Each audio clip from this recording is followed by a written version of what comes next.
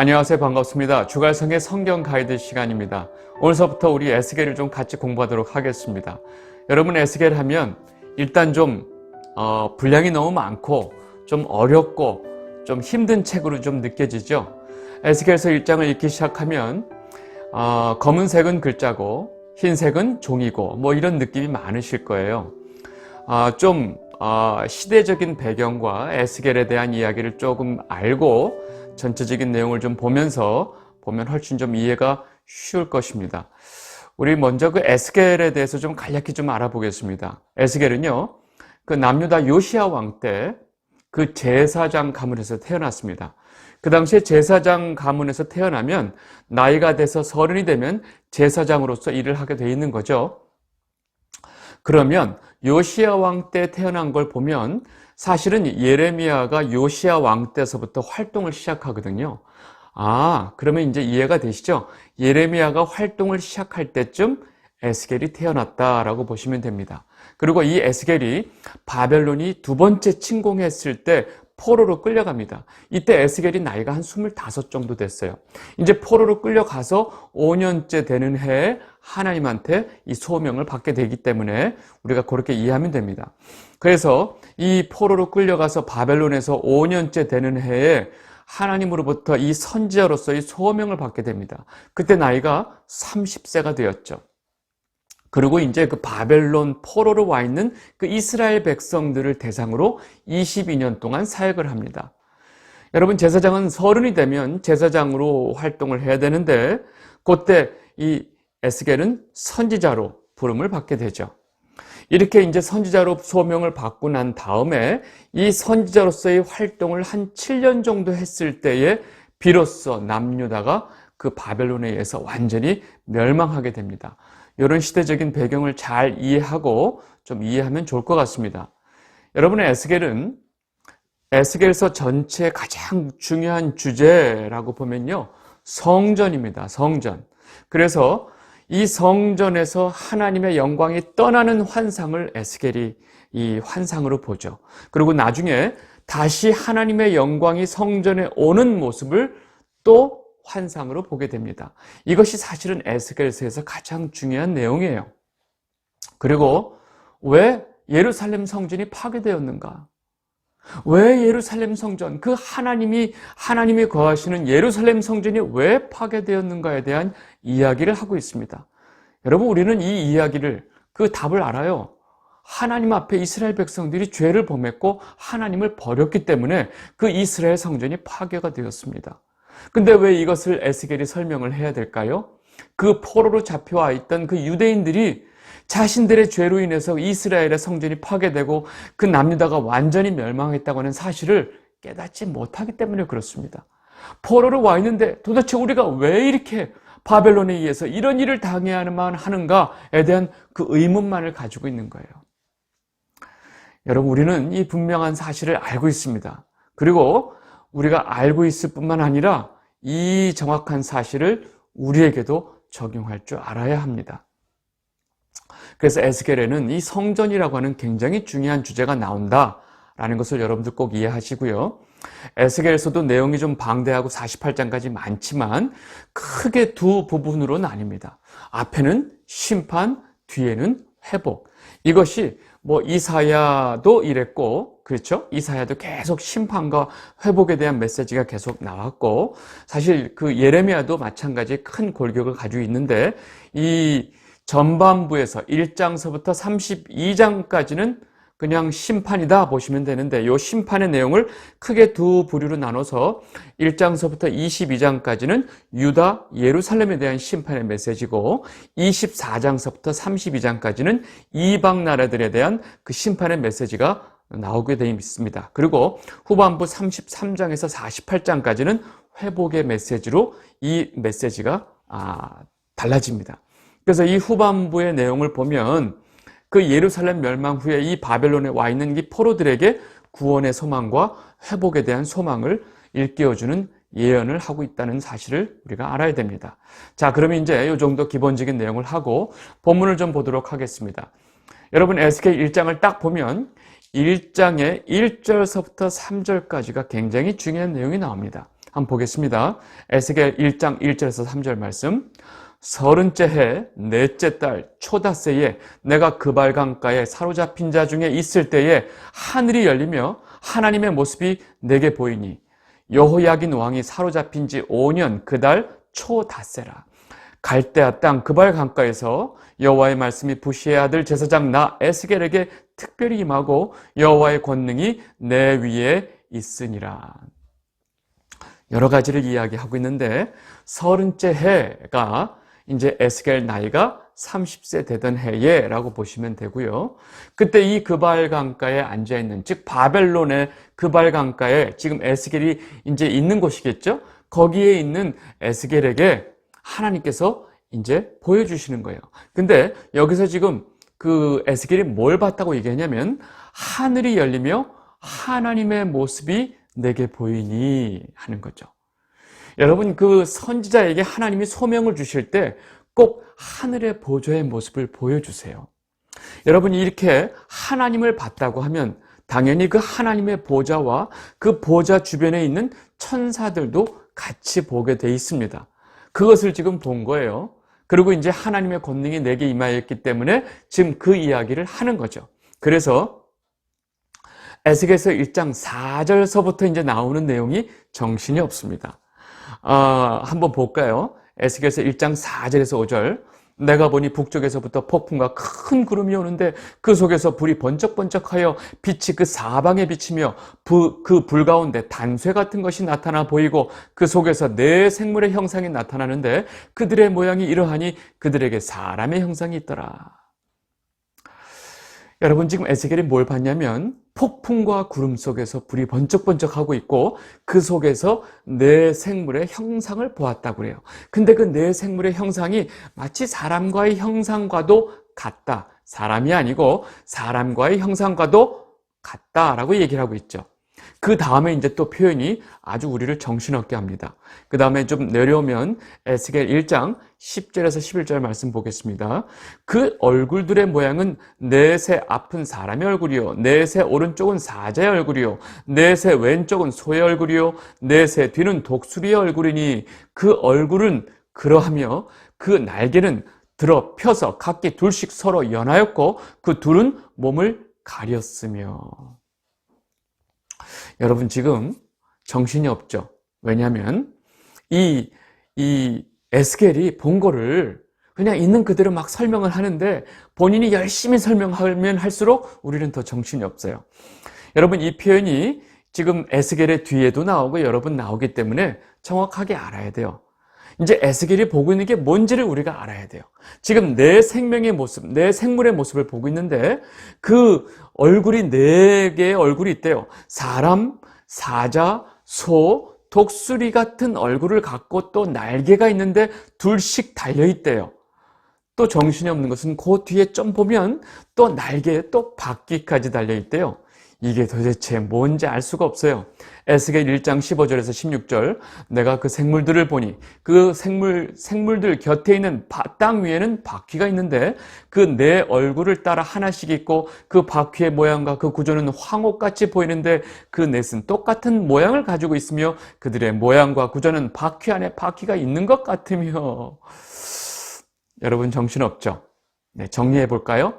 우리가 다른 건 다 모르겠고 저도 정신이 없으니까 간략하게 정리하겠습니다. 지금 에스겔이 네 생물을 본 거예요. 근데 이 네 생물의 모습을 너무 상세하게 표현하다 보니까 본인이 처음 보는 모습을 본인이 알고 있는 모습으로 설명하니까 정신이 없어요. 네 생물의 모습은 사람, 사자, 소, 독수리 같대요. 그리고 날개가 있대요. 날개가 둘씩 있는데 그 날개 아래에 또 바퀴가 달렸대요. 좀 더 밑에 내려가 보면 날개 밑에 사람 손 같은 것이 달렸대요. 이러니까 우리가 정신이 없는 거죠. 여러분, 이 생물들이 에스겔 10장에도 똑같이 나옵니다. 똑같이 나오고 또 바퀴 얘기가 나오고 날개 밑에 손 얘기가 나오고 똑같이 나오는데 이 네 생물이 무엇인지를 에스겔이 정확하게 설명합니다. 에스겔 10장 20절에서 22절 보겠습니다. 그것은 내가 그발 강가에서 보던 이스라엘의 하나님 아래에 있던 생물이라. 그들이 그룹인 줄 내가 아니라 각기 내 얼굴과 내 날개가 있으며 날개 밑에는 사람의 손 형상이 있으니 그 얼굴의 형상은 내가 그발강가에서 보던 얼굴이며 그 모양과 그 몸도 그러하며 각기 곱게 앞으로 가더라. 여러분 지금 여기서 에스겔이 정확하게 말하죠. 그들이 그룹인 줄 내가 아노라. 여러분 그룹이 뭐예요? 그룹? 세라핌을 한국말로 그냥 그룹이라고 이제 번역을 했는데 세라핌은 다른 말로 천사들이에요. 지금 이 에스겔 1장에서 열심히 설명하고 있는 게 난생 처음 지금 그 하늘 보좌 옆에 있는 이 천사들을 에스겔이 보고 설명을 한 거예요. 그러니까 그 정신없이 설명한 내용을 우리가 보고 더 정신이 없는 거죠. 그리고 지금 아까도 나왔지만 두 날개로 몸을 가리고 있대요. 에스겔 1장 23절 보세요. 그 궁창 밑에 생물들의 날개가 서로 향하여 펴 있는데 이 생물은 두 날개로 몸을 가렸고 저 생물도 두 날개로 몸을 가렸더라. 여러분 천사가 두 날개로 자기를 가리고 있는 장면이 여러분 잘 생각해 보세요. 또 어디서 나오죠? 네, 맞아요. 이사야 선지자가 소명을 받을 때도 그 하늘의 보좌의 모습을 보여주시잖아요. 그리고 그 하늘의 보좌의 모습을 보여주고 있는데 그 옆에서 하나님을 찬양하고 있는 천사들의 모습이 두 날개로 얼굴을 가리고 두 날개로 발을 가리고 있는 장면 기억나시죠? 이사야 6장 1절에서 2절 말씀 보겠습니다. 우시야 왕이 죽던 해에 내가 본즉 주께서 높이 들린 보좌에 앉으셨는데 그의 옷자락은 성전에 가득하였고 스랍들이 모시고 섰는데 각기 6날개가 있어 그 둘로는 자기의 얼굴을 가리었고 그 둘로는 자기 발을 가리었고 그 둘로는 날며. 여러분 기억나시죠? 이사야가 소명을 받을 때도 하늘의 보좌를 다 보면서 그 주변에 있는 이 스랍들, 천사들의 모습을 이렇게 지금 설명을 하고 있어요. 그래서 선지자들이 소명을 받을 때 이 하늘의 보좌를 보면서 각기 나름대로 표현을 하고 있는데 지금 에스겔은 지금 1장 전체를 걸쳐서 그 천사의 모습을 자세히 설명하다 보니까 우리 입장에선 정신이 없었던 거죠. 여러분 잘 생각해 보세요. 지금 이 시대를 전혀 알지 못하는 고구려 사람을 갑자기 이 시대에 데려다가 아파트, 우리가 살고 있는 이 아파트를 보여주고 그 아파트를 설명을 해보라고 해보세요. 그리고 그 설명을 듣고 고구려인들이 이 아파트를 상상할 수 있을까요? 못해요.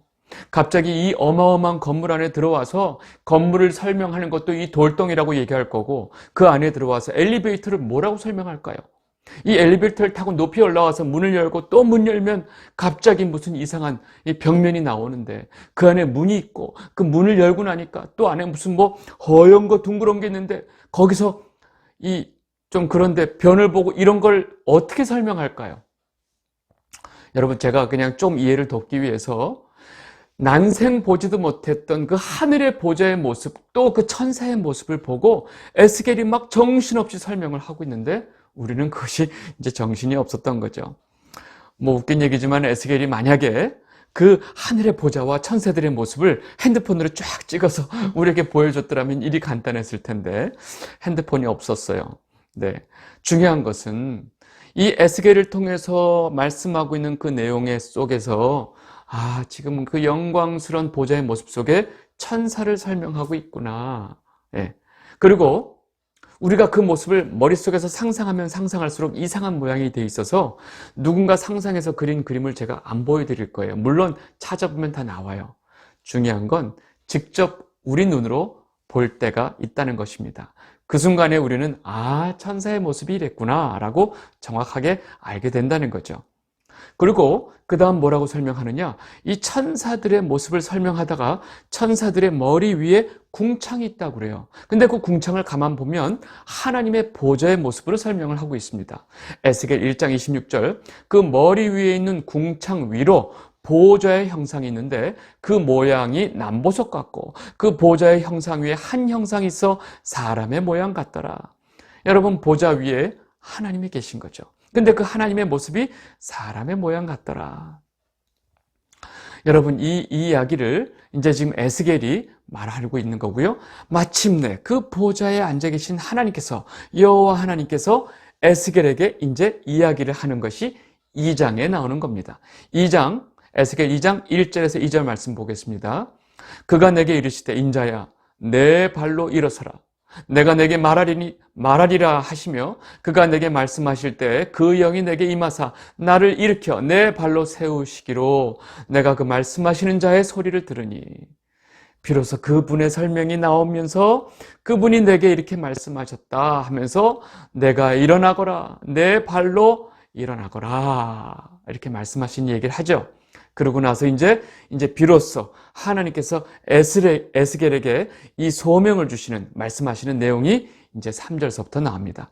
에스겔 2장 3절에서 5절 내게 이르시되 인자야 내가 너를 이스라엘 자손 곧 패역한 백성 나를 배반하는 자에게 보내노라. 그들과 그 조상들이 내게 범죄하여 오늘까지 이르렀나니 이 자손은 얼굴이 뻔뻔하고 마음이 굳은 자니라. 내가 너를 그들에게 보내노니 너는 그들에게 이르기를 주 여호와의 말씀이 이러하시다 하라. 그들은 패역한 족속이라. 그들이 듣든지 아니 듣든지 그들 가운데 선지자가 있음을 알게 할지니라. 여러분, 이제 하나님께서 비로소 에스겔에게 말씀을 시작하셨는데 첫 마디가 내가 이 패역한 백성, 나를 배반한 백성에게 내가 너를 보내노라 하시는 거예요. 근데 그들뿐만 아니라 그들의 조상도 내게 죄를 범했고 내 앞에 패역했던 자들이다. 그들은 얼굴이 빤빤하다. 그리고 마음이 굳어있는 자들이다. 여러분, 지금 하나님께서 이 이스라엘 백성에 대해서 말씀하시는 모습을 보면 지금 이 하나님과 이스라엘 백성들의 관계가 뻔히 보이시죠? 여러분, 이들은 조상 때부터 지금 이 순간 포로로 잡혀와 있는 이 순간까지 하나님 앞에 패역한 백성이었어요. 놀라운 건 하나님께서 내가 너를 그들에게 보내지만 그들이 네가 하는 말을 안 들을 것이다라는 것을 또 알고 계세요. 그래서 그들이 듣든지 아니 듣든지 내가 너를 보내는 것은 그들 중에 선지자가 있다는 것을 알게 하기 위함이다 라고 좀 말씀하고 계세요. 이 말씀을 하시고 나셔서 하나님께서 에스겔에게 두루마리 책을 주세요. 에스겔 2장 8절에서 10절 말씀 보겠습니다. 너 인자야 내가 내게 이르는 말을 듣고 그 패역한 족속같이 패역하지 말고 내 입을 벌리고 내가 내게 주는 것을 먹으라 하시기로 내가 보니 보라 한 손이 나를 향하여 펴지고 보라 그 안에 두루마리 책이 있더라. 그가 그것을 내 앞에 펴시니 그 안팎에 글이 있는데 그 위에 애가와 애곡과 재앙의 말이 기록되었더라. 여러분, 지금 하나님께서 에스겔에게 이 두루마리 책을 하나 주셨어요. 근데 이 에스겔이 보니까 그 두루마리 책에 글이 안팎으로 써 있는데 애가와 애곡과 재앙의 말씀이 적혀 있다는 거예요. 근데 지금 하나님께서 너 이거 네 입으로 먹어라 그래요. 에스겔 3장 1절에서 3절 보겠습니다. 또 그가 내게 이르시되 인자야 너는 발견한 것을 먹으라. 너는 이 두루마리를 먹고 가서 이스라엘 족속에게 말하라 하시기로 내가 입을 벌리니 그가 그 두루마리를 내게 주시며 내게 이르시되 인자야 내가 내게 주는 이 두루마리를 내 배에 넣으며 내 창자에 채우라 하시기에 내가 먹으니 그것이 내 입에서 달기가 꿀 같더라.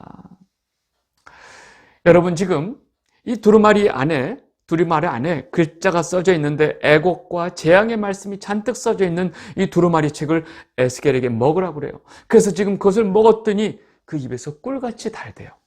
여러분, 이 표현을 나중에 요한이 그대로 인용해서 하나님이 주시는 그 책을 먹었더니 입에서는 달고 배에서는 쓰다라는 표현을 요한계시록에서 사용하는 내용 잘 알고 계시죠? 이 내용을 그대로 인용한 것인데 여러분, 선지자 입장에서 하나님이 주시는 이 말씀을 먹는다고 하는 것, 완전히 먹어서 내 안에서 소화가 되는 것이 굉장히 중요하다는 거예요. 이 얘기는 선지자 입장에서 하나님이 주시는 그 말씀을 충분히 이해하고 확신을 갖고 하나님의 어떤 마음으로 어떤 뜻으로 전하는지 충분히 알고 전해야 된다는 것을 얘기해요. 그래서 지금 하나님께서 너는 이것을 네 뱃속에 넣고 내 창자 안에 넣어라 라고 지금 표현하고 계신 거예요. 이 재앙의 말씀을 선지자가 충분히 이해하지도 못하고 공감하지도 못하고 어떻게 전할 수 있겠어요? 에스겔은 이렇게 하나님이 주신 그 두루마리 책에 있는 말씀을 먹고 하나님이 지금 이 바벨론의 포로로 와 있는 이스라엘 백성들에게 전하고자 하시는 그 말씀의 그 뜻과 하나님의 마음과 생각이 그대로 깨닫게 됩니다. 그래서 결국 하나님의 신의 감동이 되어서 이 백성들을 향해 있는 하나님의 그 근심되고 분한 마음을 갖게 되는 거죠. 그래서 에스겔 3장 14절 보겠습니다. 주의 영이 나를 들어 올려 데리고 가시는데 내가 근심하고 분한 마음으로 가니 여호와의 권능이 힘있게 나를 감동시키더라. 하나님이 이 백성들을 향한 그 마음, 근심하고 이 죄악된 백성들을 어찌할꼬 하며 근심하는 마음, 그리고 끊임없이 하나님 앞에 하나님을 거역하고 배반하고 패역하는 이 백성들에 대한 그 분한 마음을 에스겔이 갖게 됐다는 거예요. 여러분, 그 마음 없이 이 백성들에게 이 하나님의 말씀을 전할 수 없다는 이야기입니다. 그것을 우리가 이해를 해야 돼요. 그리고 이제 하나님께서 이 에스겔을 데리고 어디로 가신 다음에 거기서 7일 동안 준비를 시켜요. 그 7일 동안 준비시킨 다음에 하나님께서 에스겔에게 이 파수꾼의 사명을 주십니다. 에스겔 3장 16절에서 17절 7일 후에 여호와의 말씀이 내게 임하여 이르시되 인자야 내가 너를 이스라엘 족속의 파수꾼으로 세웠으니 너는 내 입의 말을 듣고 나를 대신하여 그들을 깨우치라. 여러분 지금 이제 파수꾼의 그 사명을 받고 있는데 여러분 파수꾼으로서 소명을 받는 것은 그닥 쉬운 일이 아니에요. 파수꾼으로 세워진 에스겔은요 그냥 말씀만 전하는 게 아니에요. 거기에 따른 책임이 있다는 거예요. 에스겔 3장 18절에서 19절 말씀 보겠습니다. 가령 내가 악인에게 말하기를 너는 꼭 죽으리라 할 때 내가 깨우치지 아니하거나 말로 악인에게 일러서 그를 악한 길을 떠나 생명을 구원하게 하지 아니하면 그 악인은 그의 죄악 중에서 죽으려니와 내가 그의 핏값을 내 손에서 찾을 것이고 내가 악인을 깨우치되 그가 그의 악한 마음과 악한 회개에서 돌이키지 아니하면 그는 그의 죄악 중에서 죽으려니와 너는 내 생명을 보존하리라. 여러분 이 깨우친다는 말은 가서 경고하는 거예요. 지금 하나님께서 너에게 이러이러한 말씀을 하고 지금이라도 돌이키라. 안 그러면 내게 심판이 임할 것이다. 라는 이 말씀을 전하고 경고하는 것을 깨우친다라는 말로 좀 설명하고 계신데 여러분 파수꾼의 책임은 하나님의 경고를 전하느냐 전하지 않느냐에 따라서 그 책임이 있다는 거예요. 그리고 전하지 않았을 때 반드시 그 파수꾼은 그 책임이 있다는 말씀을 지금 아주 강력하게 하고 계세요. 그 이후에 무슨 말씀을 하시느냐? 이 파수꾼에 대해서 너는 네 마음대로 원하는 때 이것을 할 수가 없다. 내가 너와 함께하고 내가 너에게 지시하는 내가 너에게 원하는 때에 말을 전할 수 있다라고 좀 말씀하세요. 하나님의 말씀을 전하는 시기도 하나님께서 그 입을 열어주실 때 가능하다는 거예요. 에스겔 3장 25절에서 27절 말씀 보겠습니다. 너 인자야 보라 무리가 내 위에 줄을 놓아 너를 동여매리니 내가 그들 가운데서 나오지 못할 것이라. 내가 내 혀를 내 입천장에 붙게 하여 내가 말 못하는 자가 되어 그들을 꾸짖는 자가 되지 못하게 하리니 그들은 패역한 족속임이니라. 그러나 내가 너와 말할 때 내 입을 열리니 너는 그들에게 이르기를 주 여호와의 말씀이 이러하시다 하라.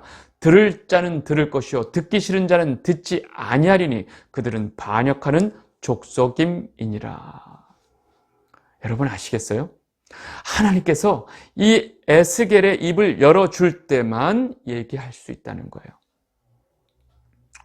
여러분 지금 우리가 무슨 얘기를 하고 있냐면 지금 에스겔이 소명을 받는 장면 그리고 소명을 받으면서 하늘 보좌에 펼쳐져 있는 그 많은 천사들에 대한 설명을 지금 우리가 보고 있고 그 이후에 이제 하나님께서 에스겔에게 지금 소명을 주시는 너는 이러이러한 백성들에게 가라. 그리고 난 내게 지금 이러한 이야기를 할 텐데 이것을 내 입에다 넣어서 완전히 소화시켜라.